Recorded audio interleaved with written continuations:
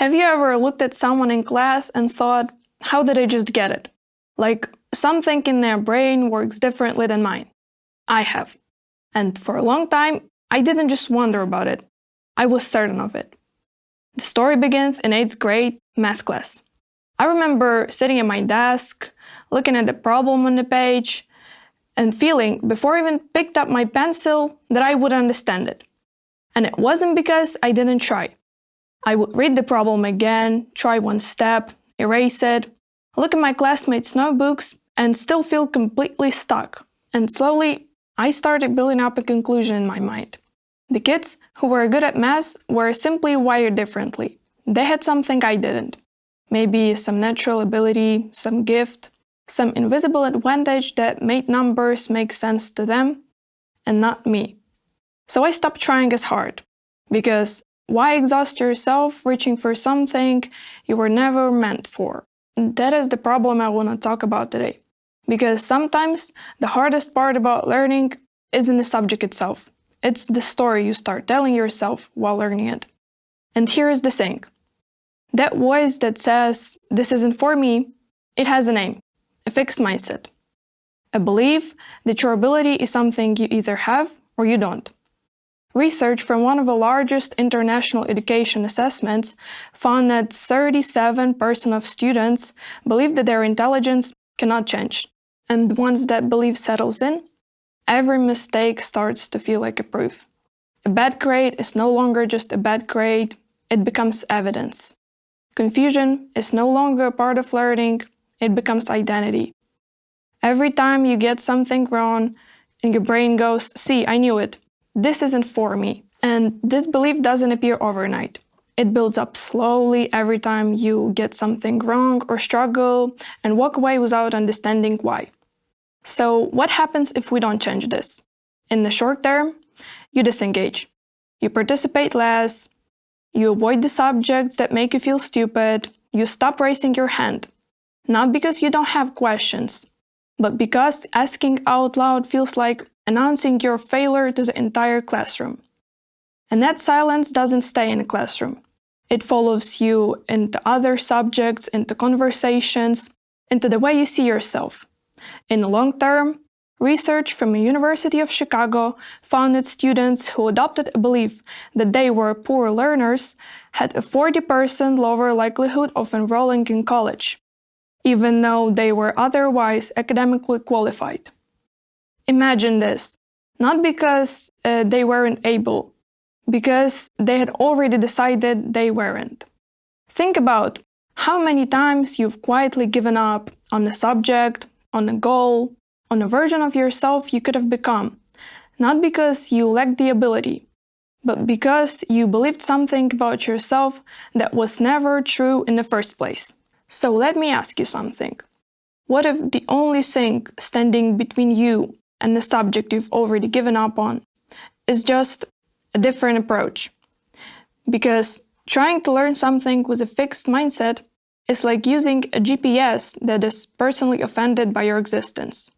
You make one wrong move, and instead of saying recalculating, it just signs deeply and goes, well, I guess we live here now. We're failures in the parking lot.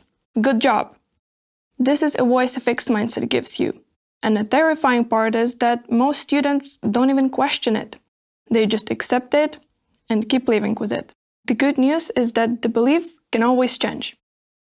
Back to 8th grade. After working with my tutor, practicing more, and slowly starting to believe in myself just a little, something shifted. Not the subject, not the equations, not the numbers on a page. I started to understand.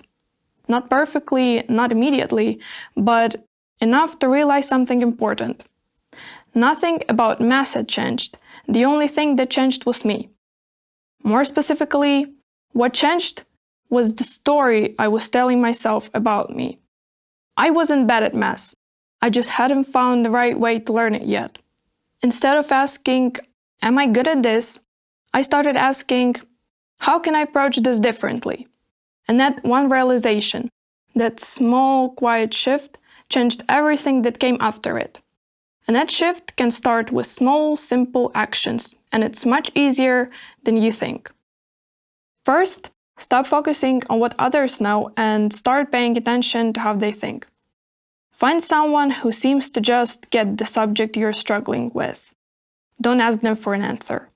Instead, ask them, what's the weirdest association you used to remember this, or what was the first thing you misunderstood? Think of it like scouting. The best athletes don't train alone.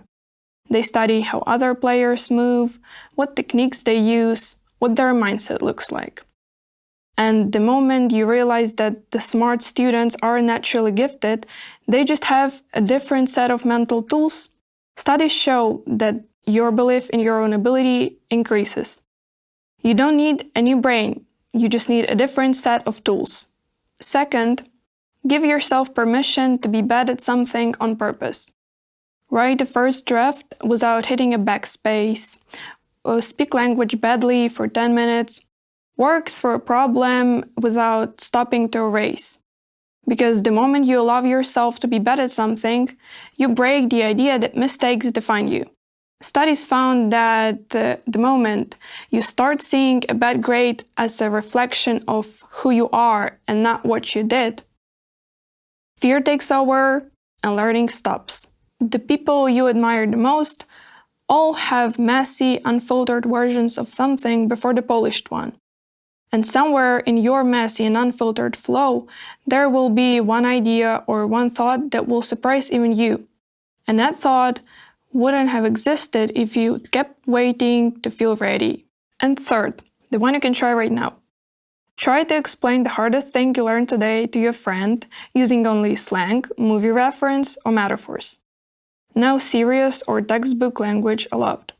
If you can make someone laugh and understand it, you've actually learned it. Recent brain research shows that when you translate a tough concept into your own words, you're doing more than just studying.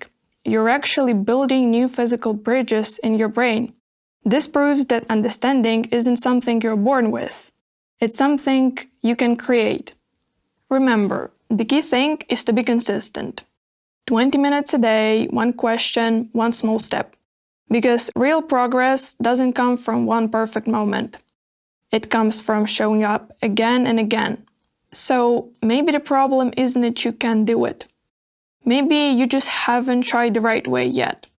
So here is my challenge to you. Stop protecting your ego like it's a fragile glass vase. Break it. Be bad at something. Be the person in a room who asked that stupid question that everyone else was too afraid to ask. The story can change, and you are the one who gets to rewrite it. Thank you.